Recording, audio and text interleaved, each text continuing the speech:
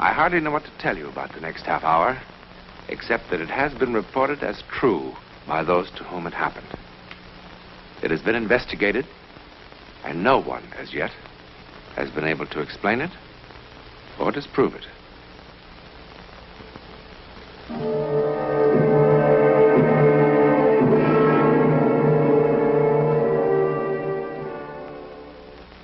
Only a very few moments ago, this was the scene of a tense human drama, played for very high stakes indeed. A man's life. A jury has just determined that Paul Marlin did not murder his wife. Thus, a sensational murder trial comes to an end. But sometimes, the end is also the beginning. Perhaps if Paul Marlin could have known what lay ahead, he would have preferred being found guilty.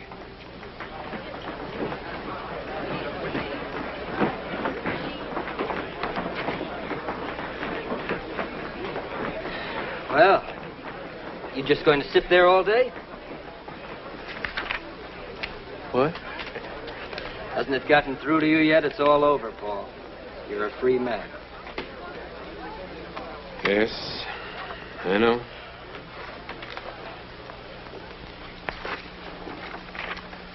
Such enthusiasm. It's not that I expect thanks, Paul. Nobody who charges the kind of fees I do should expect gratitude, too. But I had an idea that you might at least feel relieved. Dan, I'm sorry. I'm just so bone-tired I can hardly feel anything. I didn't even remember to thank you. No, I am relieved, and I'm very grateful, too. You were just wonderful. I'm lucky I had you for my attorney. It's easy to be marvelous when your client is innocent.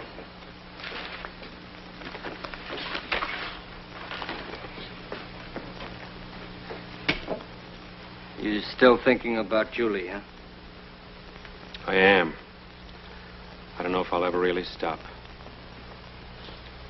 If I only knew who did it or why. What are you going to do with yourself, Paul? Oh, I don't know. Start trying to pick up the pieces, I guess. You could do with a change of scene. Yes, I suppose so. And a rest. You need a rest, Paul. I'll think about it. Never mind thinking about it. You're going to do something about it. Come on.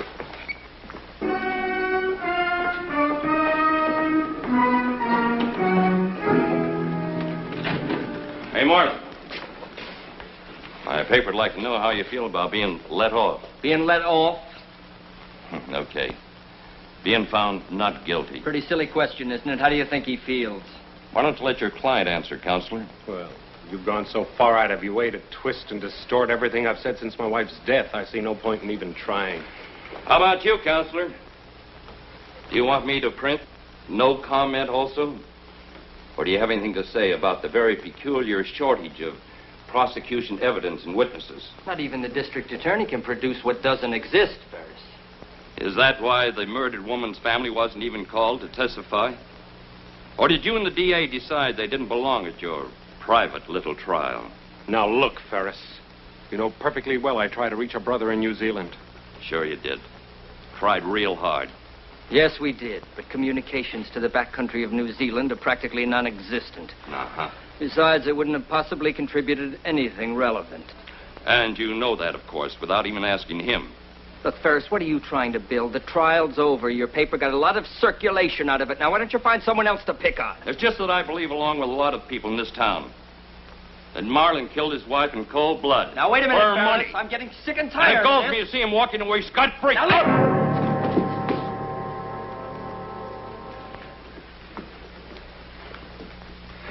Thanks.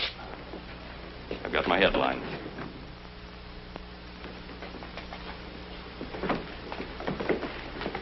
Paul, come on. I want to talk to you. I walked right into his trap. You know your nerves are on edge. All you needed was a push. Look, Dan. No, Now, I wait a want... minute, please. There's something I want to ask you. Now, the things he said about the trial, about the way it was handled. No. Now, you didn't... Paul, it's just as I told you. The DA's office jumped before they had anything much to go on. By the time they realized they had no real evidence against you, what with the papers beating the drums, getting people worked up, they were publicly committed. They had to go through the motions. All right, then why Ferris's personal vendetta with me? Now, he can't possibly believe that I killed Julie, can he? Oh, I doubt if he even cares, one way or the other. But he will go on needling you as long as it means good copy. And so will the rest of the press. Which is just what you want me to avoid. Mm-hmm. That's why all this talk about going away? Yes. You know, what Ferris said about some people in this town is true. People react emotionally, Paul. They react to cliches. Now, Julie was a lot older than you. You know that. She had a lot of money. And, well, people see too many plots in the movies. You know, they're affected by it. Now, it'd be wise to give the town a chance to cool off. Yourself, you need a rest. And you can get a new perspective on things, come back with a fresh outlook. Is that my lawyer's advice? No. It's your friend's advice, Paul.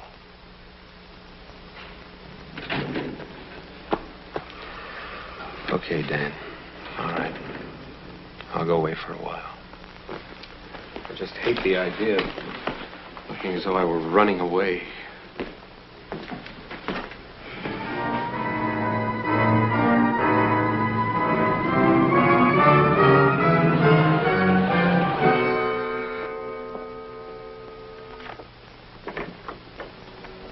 Mrs. Wyckoff? Yes, Hello.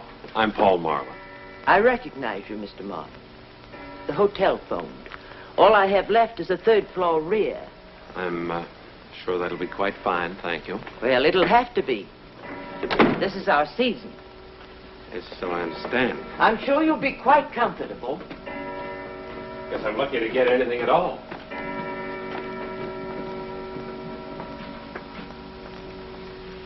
It's right on the button. How long do you expect to stay, Mr. Marlin? Oh, I really had no plans. Would it matter to you? Not a bit.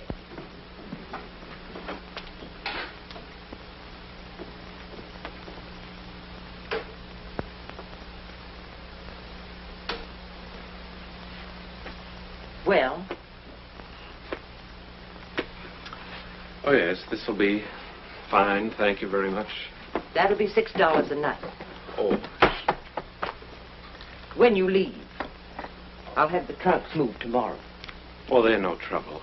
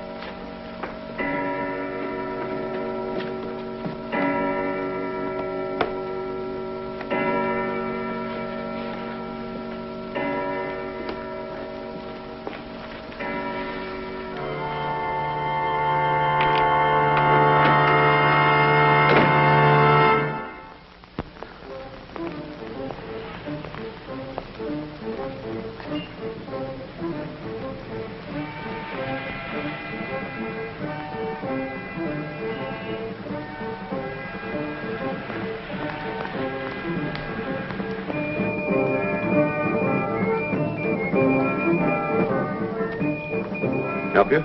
Urban. Any particular? No, anything.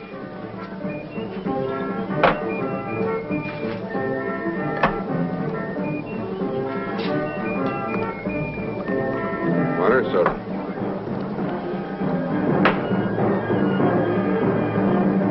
Another, please, a double.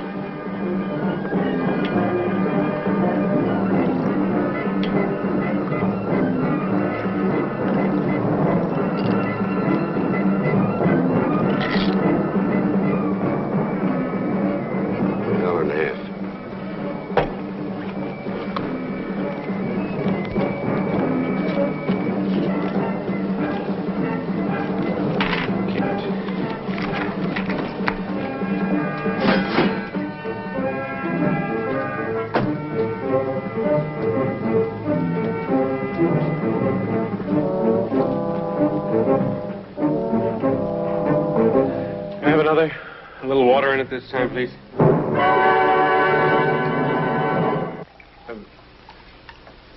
Bartender, tell me something. What do you think? What's your name? Joe.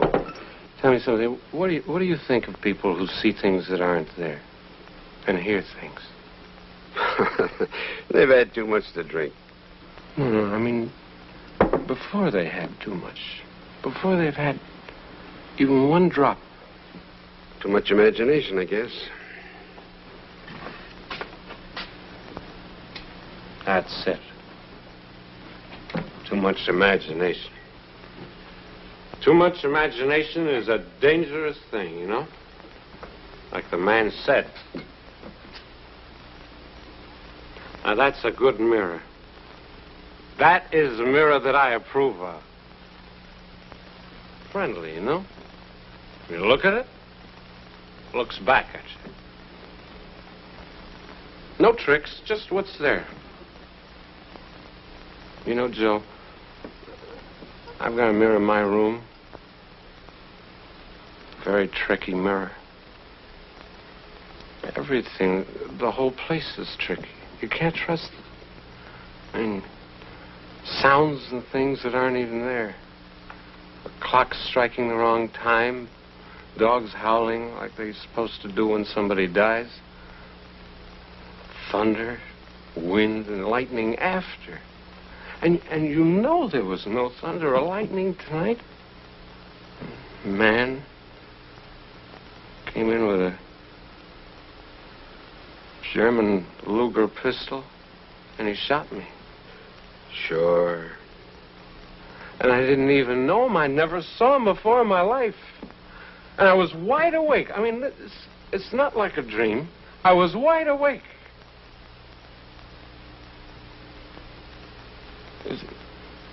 That's some imagination, huh? It's like I'm an inventor. I invented a person. I mean, this man didn't... He wasn't made up of all faces I'd known before, like in a dream. He was someone real. Tall, about my height. May I have some change, please? Scotch and water, please. No ice.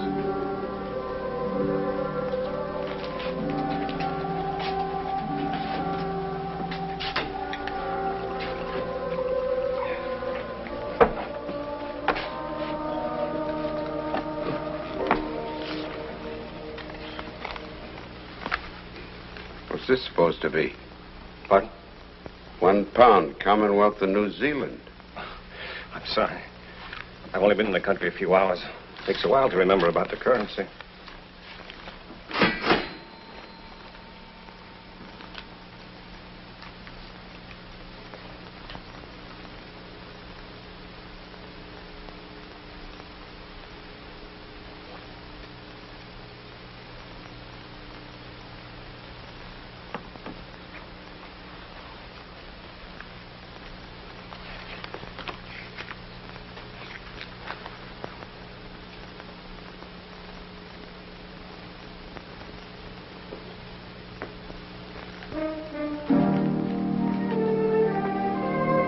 I beg your pardon, but...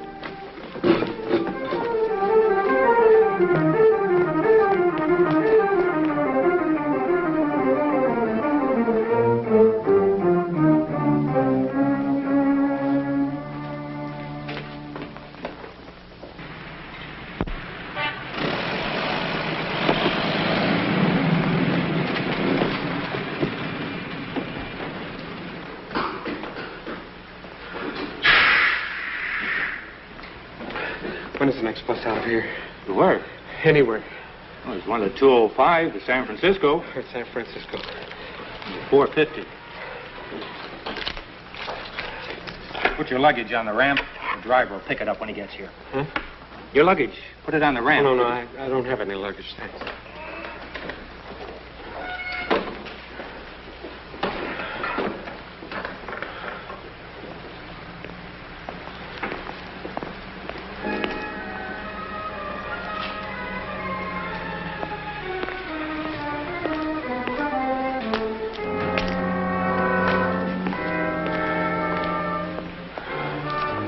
Paul?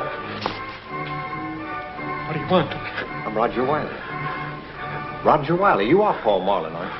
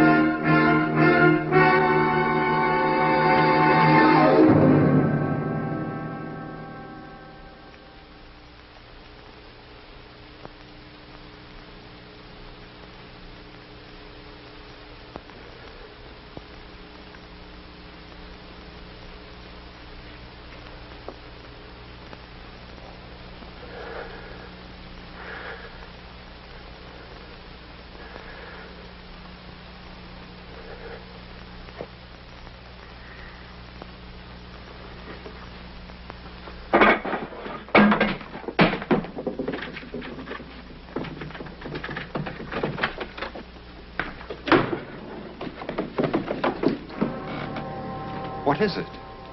Why'd you keep running? I told you I'm Roger Wiley, Julie's brother.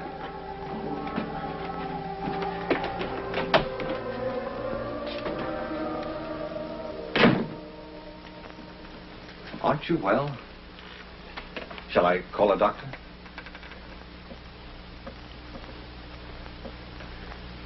Well, the landlady said it'd be all right if I left my bags here while I went looking for you. I explained who I was. How did you find me?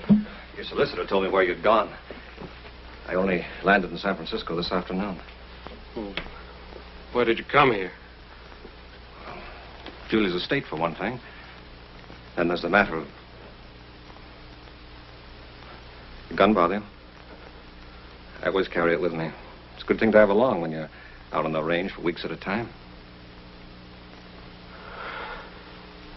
Are you sure that you're all right? No, I'm fine. I'm fine, really. Sorry, it's just nerves, that's all. Julie's death. A terrible trial. I'm sure the last month has been very unpleasant for you. It'd probably give anyone the shakes. I'll be all right in the morning. Why don't we meet then? Over breakfast, maybe. We can have a talk, huh? That's a good idea. But with the hotel full up, I hardly know where to look for a room at this hour. What I mean is... No, I thought perhaps I could flop in that chair for tonight. Oh. Yes, of course. Why not? Thanks.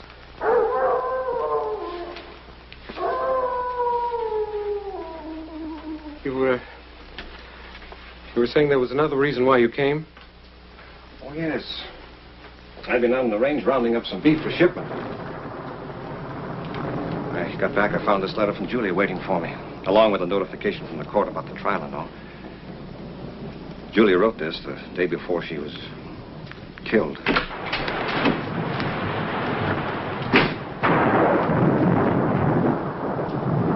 Stay away from me. I know why you came. I had a warning.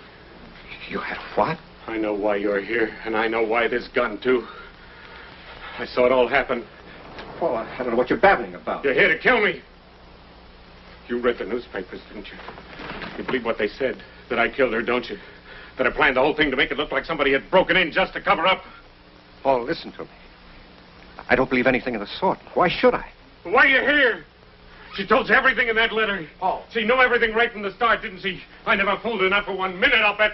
Paul, give me the gun. No. You don't realize what you're doing. No, I tell you! I waited too long. I've planned all this too carefully to have it all blow up my face now. I am her heir! I am her sole heir! You killed her. Yes! Yes. You're not gonna take it away from me. Nobody's gonna cheat me of it now.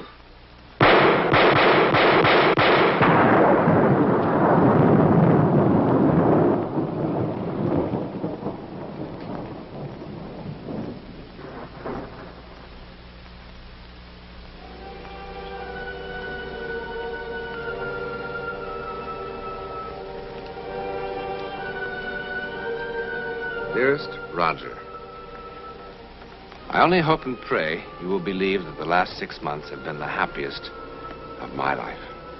I know how foolish you thought I was to marry a man so much younger. I must confess I had my moments of doubt, too. But Paul loves me, really loves me, Roger. He proves it in 100 ways every day. I've never felt so alive, so wanted. Enough of this, dear brother. I want very much to give Paul something in return for all he's given me. I've decided to immediately transfer all my holdings, real estate, stocks, everything, to his name. And I want it to be a surprise. Naturally, there'll be some complications with those things you and I own together.